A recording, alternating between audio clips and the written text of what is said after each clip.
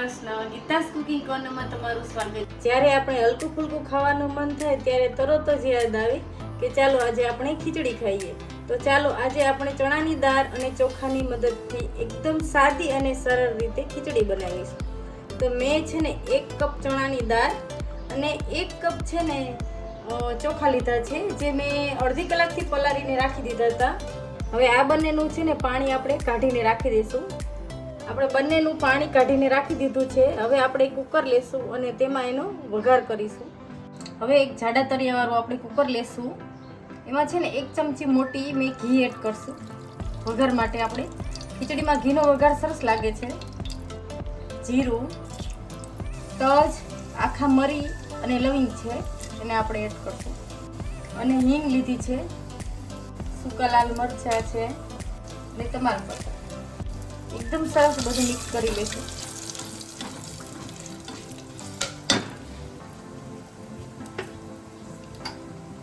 હવે મીઠા લીમડાના પાન છે અને લીલા મરચાંના કટકા લીધા છે. આદુ 1 ટુકડો મેં ખમણીને રાખ્યો તો એ આપણે એડ કરશું અંદર.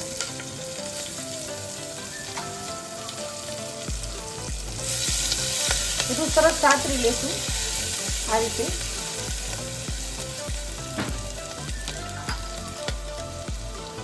અને 1 મોટી ડુંગળી લીધી હતી ને, એને આ રીતે લાંબી લાંબી ચિપ્સ કરીને રાખી છે, એ આપણે એડ કરશું. અને થોડી વાર સાતરી લઈશું.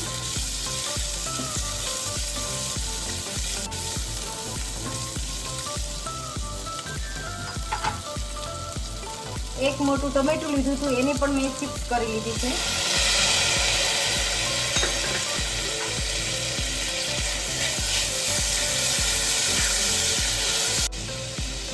હવે આપણે નમક એડ કરશું સ્વાદ અનુસાર.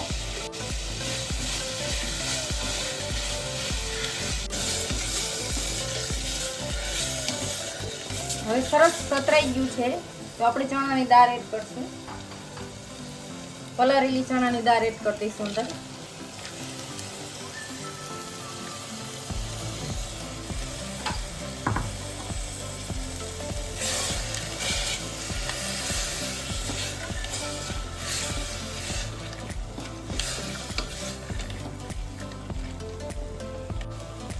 હવે ચોખા પલાળ્યા છે એ પણ એડ કરી દઈ.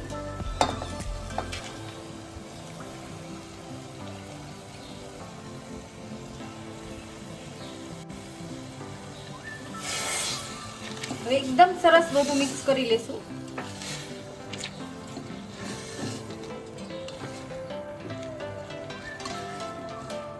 હવે 1 લીલું મરચું લીધું છે, એને મોટા ટુકડા આ રીતે કરીને જ નાખવાના છે આપણે. અને 1 બાઉલ ભરીને આપણે કોથમીર એડ કરશું.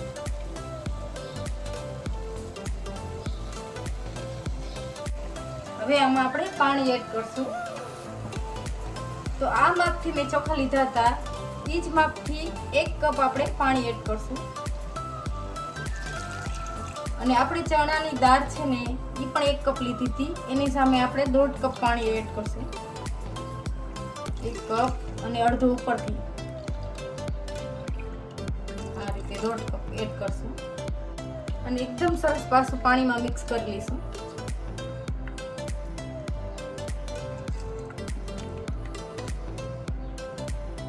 આમાં આપણે હળદર કે લાલ મરચાંનો ઉપયોગ નથી કરવાનો, એટલે મેં લીલા મરચાંનો અને લાલ મરચાંનો ઉપયોગ કર્યો છે. અને એકદમ છૂટી આપણે ખીચડી બનાવવાની છે.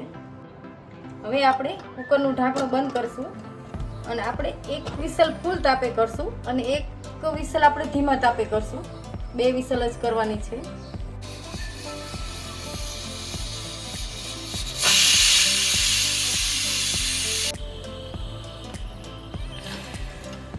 હવે આપણું કુકર પણ ઠંડુ થઈ ગયું છે, તો આપણે ખોલીને ચેક કરી લઈ.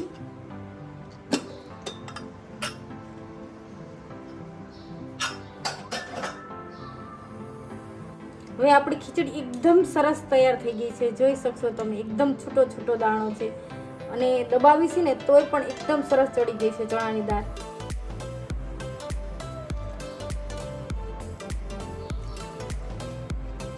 એકદમ છૂટો દાણો થયો છે. હવે આપણે સર્વ કરશું.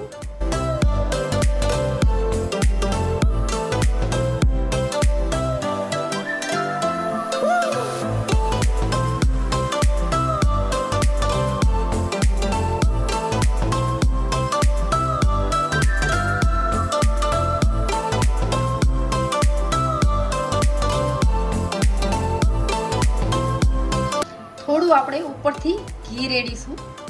એકદમ સરસ લાગશે ઘીનો સ્વાદ. એકદમ છૂટી ચણાની દાળ અને ચોખાની ખીચડી એકદમ સરસ થઈ છે ગરમા ગરમ.